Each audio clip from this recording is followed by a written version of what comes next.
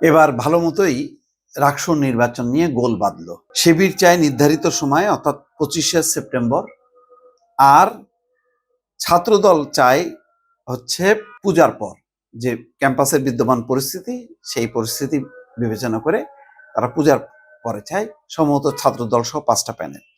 খবরে বলা হচ্ছে যে রাজশাহী বিশ্ববিদ্যালয়ে বিরাজমান পরিস্থিতিতে রাকসু এবং হল সংসদ এবং সিনেট ছাত্র প্রতিনিধি নির্বাচন নিয়ে পাল্টাপাল্টি অবস্থান নিয়েছে ছাত্রদল এবং ছাত্র শিবির সমর্থিত প্যানেল।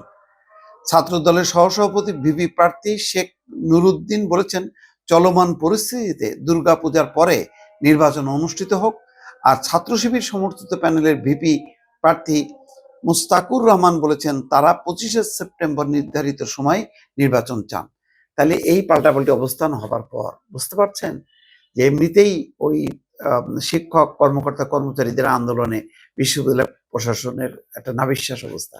এখন যদি এই জায়গায় যদি পাল্টাপাল্টি হয়, তাহলে কি অবস্থা হবে রাকসুর, চিন্তা করেন।